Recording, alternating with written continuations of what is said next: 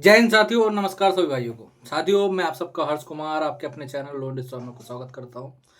NPA क्या होता है और एनपीए के बाद क्यों आपको 1 रुपए की भी पेमेंट नहीं करनी चाहिए। जी हाँ दोस्तों, आप लोग बिल्कुल सही सुन रहे हो। आज जो एनपीए है, जो कि एक बहुत बड़ा भ्रम बना हुआ है, जितने भी नए डिफॉल्टर्स होंगे, जिनका भी पहले महीने में डिफॉल्ट चल रहा होगा या फिर डिफॉल्ट हुआ ही नहीं होगा, उनको ये कह के डराया जा रहा होगा कि आपका लोन अगर आप पेमेंट नहीं करोगे तो एनपीए हो जाएगा, आपको 7 साल की जेल हो जाएगी, ये हो जाएगा, फलाना ढिमकाना, एफआईआर हो जाएगी आपके अगेंस्ट में। कोर्ट के पास पावर आ जाती है कि वो 3 महीने के बाद अगर एनपीए हो जाएगा तो कोर्ट केस फाइल हो जाएगा आपके अगेंस्ट में। ये चीज़ें वो लोग कहते रहते हैं, रिकवरी वालों के द्वारा हमेशा ये चीज़ें कही जाती है। तो इसमें कितनी सच्चाई है और एनपीए के बाद क्या सच में पेमेंट करनी चाहिए? तो जो आंसर मैं आपको बताऊंगा ना इससे रिलेटेड, तो आप लोग हंसोगे। एनपीए के बाद आपको 1 रुपए की भी पेमेंट कभी भी नहीं करनी है। क्यों नहीं करनी है? एनपीए का मतलब क्या है पहले तो ये समझो।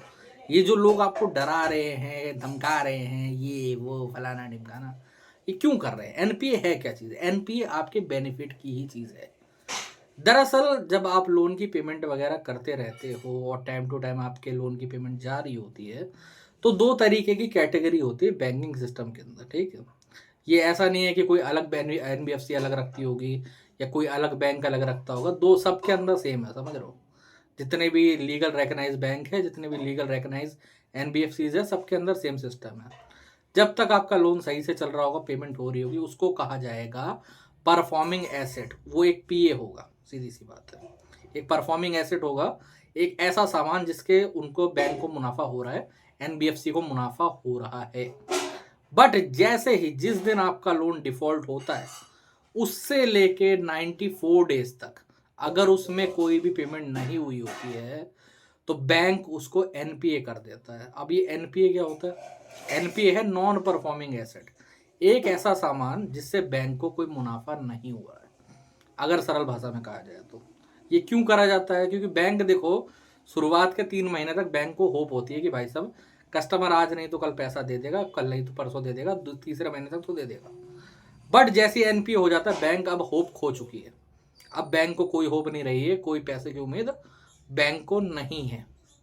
बैंक क्या करेगा अगर उसे पैसे की उम्मीद नहीं रहेगी तो वो आपका केस डाल देता है सेटलमेंट पे। जी हाँ, आप लोग बिल्कुल सही सुन रहे हो। आपका जो केस होगा ना, वो सेटलमेंट की तरफ चला जाएगा, सेटलमेंट की तरफ बढ़ जाएगा। वो दोबारा उस पर नहीं जाएगा कि अब ये कस्टमर दोबारा पेमेंट करेगा। वो आपका केस जो है वो डाल दिया जाता है सेटलमेंट की तरफ। और इससे लॉस किसका होता है? अगर ये होगा तो लॉस होता है रिकवरी एजेंट्स का। इसीलिए वो आपको परेशान करते हैं, बोलते हैं कि एनपीए हो जाएगा, आप इतनी पेमेंट डाल दो, आप 1000 रुपये कर दो, आप 100 रुपये। कभी कभी तो ये इतने ज़्यादा गिर जाता है कि बोलते हैं कि आप 100 रुपये की पेमेंट कर दो ताकि एनपीए ना हो पाए, समझ रहे हो? और कभी कभार ये लोग खुद पेमेंट कर भी देते हैं। बहुत सारे हमारे क्लाइंट है, सब्सक्राइबर है, जो बताते हैं कि मेरे कार्ड में 15,000 की पेमेंट कर दी, 16,000 की पेमेंट कर दी। क्यों करते हैं? उनको क्या मुनाफा होता है इससे? हाँ, उनको मुनाफा होता है। अगर आपका लोन एनपीए नहीं हुआ होगा, उनकी रिकवरी एजेंसी के पास लगा होगा, सेटलमेंट के लिए केस नहीं जाएगा, तो उनको कमीशन मिलती रहेगी।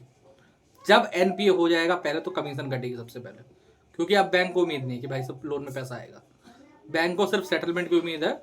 वो भी उसको पता है कि आगे चल के हो सकता है राइट ऑफ के बाद होगा, इसलिए सबसे पहले तो वो रिकवरी एजेंट की कमीशन काटते हैं वहाँ पर। जैसे मान लेते हैं एक केस पे एक डीएसए एजेंसी को, ठीक है, आपके लाख रुपए के कार्ड के केस पे 3 महीने के 10,000 रुपये मिले थे, तो वो कट जाएंगे सबसे पहले तो, ठीक है। कॉन्ट्रैक्ट बेसिस पे आ जाएगा, जो अलग कमीशन हट जाएगी वहाँ से, ठीक है। सेकेंडरी चीज़ ये है कि अब सेटलमेंट पे अगर जाएगा तो वहाँ पर परसेंटेज जब तक सेटलमेंट होगी नहीं तब तक मिलेगी नहीं, क्योंकि रिकवरी में अगर रहेगा तो रिकवरी में तो महीने के हिसाब से पैसे आते हैं कि भाई इतने केस आए थे, इतने पैसे बने, इतना हो गया। लेकिन अब जब आपका एनपीए हो चुका है, तो जब तक सेटलमेंट नहीं होगी तब तक किसी भी डीसीए को, किसी भी रिकवरी एजेंट को कोई पैसा नहीं मिलेगा, कोई कमीशन नहीं मिलेगा।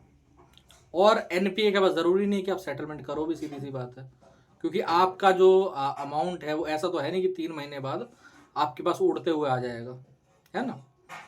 तो जो सेटलमेंट रियल होती है एनपीए से बाद में, आपको 50% तक का ऑफ तो ऐसे मिल जाएगा किसी भी कार्ड पे, किसी भी लोन पे। और अगर आप 3 महीने 4 महीने और वेट कर लो राइट ऑफ के बाद, तो आराम से 20% के अंदर हो जाएगा, समझ रहे हो? तो इतने में आराम से आपकी सेटलमेंट वहाँ पर हो जाती है। अब यही चीज़ किसी भी रिकवरी एजेंट को या फिर किसी भी उसको कभी भी रास नहीं आती, तो वो हमेशा झूठ बोलेंगे। वो एक चीज़ बोलते हैं कि 3 महीने के बाद तो कोर्ट केस हो सकता है। अरे होने को तो बहुत कुछ हो सकता है। होने को तो अगर बैंक चाहे तो पहले सॉरी, होने को तो अगर बैंक चाहे तो पहले महीने में रिकवरी सूट फाइल कर सकती है, लेकिन नहीं करेगी। क्यों करेगी? क्योंकि बैंक को भी पता है कि अगर हम इस पर रिकवरी सूट फाइल ही कर देंगे, केस चलेगा ही, तो केस तो भाई सब 30 साल भी चल सकता है।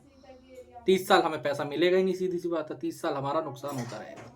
तो इसीलिए वो सिंपल सरल सेटलमेंट के रास्ते पे जाते हैं। आपके लिए ही रास्ता बना हुआ है।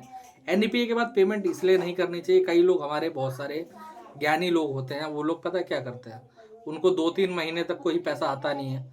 2-3 महीने बाद थोड़ा बहुत पैसा आ जाता है, मान लेते हैं उनका मल्टीपल लोन का डिफॉल्ट है, उनका 50,000 रुपये आ गया।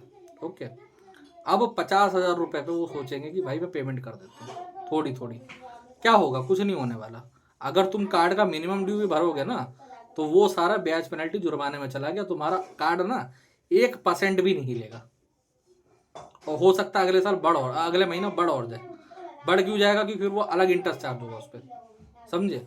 तो आपका अगर एनपीए हो रहा है, उसको होने दो, कोई दिक्कत वाली बात नहीं, कोई सुनने की जरूरत नहीं है। अगर वो, ये लोग रिकवरी वालों का एक उपाय मैं बताता हूँ, ये लोग जो बोलते हैं ना केस हो जाएगा, ये हो जाएगा, वो हो जाएगा, नोटिस आ जाएगा, तो आप इनको बोलना स्टार्ट कर दो कि जो करना है कर, मेरे पास पेमेंट नहीं है। सीधी सी बात है, मैं पैसे नहीं पे कर पाऊंगा। अगर आप खुद ही कूदोगे, मतलब खुद ही अगर कर रहे होगे, तो मैं नहीं कह सकता। वरना एनपीए का सिंपल ये फॉर्मूला है, एनपीए होगा, बाद में राइट ऑफ होगा, आगे चल के आराम से 15 से 20% के अंदर सेटलमेंट होगी। तो डरे घबराए ना, टेंशन बिल्कुल ना ले। ये वर्ड्स जो है ना, इनको याद कर लो। एनपीए जो होता है वो 3 महीने का अगर आपका डिफॉल्ट हो चुका है तो आपका एनपीए हो जाएगा। अब कई लोग इसमें ना एक सवाल पूछेंगे कि सर 2 महीने तो डिफॉल्ट था, 1 महीने रिकवरी एजेंट ने पेमेंट कर दी, तो क्या अब ये दोबारा स्टार्ट होगा? नहीं, ऐसा नहीं है।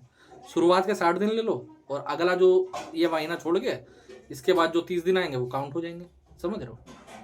या फिर सपोज करो कि जैसे कई लोग बोलते हैं कि सर 2 महीने शुरुआत के काटे थे, 1 महीना इसने काट दिया पेमेंट करके खुद से, तो मेरा एनपीए नहीं रुक गया। ऐसा बहुत सारे भाइयों का होता है। मतलब मेरे एक क्लाइंट था, उसकी 90,000 रुपये की पेमेंट करी ही थी, 4 महीने तक लगा था। 30-30 हज़ार, सॉरी 3 महीने तक 30-30 हज़ार तक, एनपीए रोकने के लिए सर, ताकि बंदा सेटलमेंट ना कर पाए, कमीशन मिलती रहे। समझ रहे हो? इनके पास केस लगा रहे, ये चीज़ होती है। यहाँ पर पॉलिटिक्स खेली जाती है, ऐसी चीज़ें, ऐसे काम करे जाते हैं। तो आपको भी थोड़ा दिमाग लगाना पड़ेगा, आपको भी इनकी बातों में नहीं आना है। ठीक है? तो दोस्तों आज के वीडियो में इतना। अगर वीडियो अच्छा लगा तो चैनल को सब्सक्राइब कर लेना। अगर कोई दिक्कत परेशानी है, ऊपर नंबर आ रहा है, व्हाट्सएप पर मैसेज कर सकते हो। ठीक है? जय हिंद।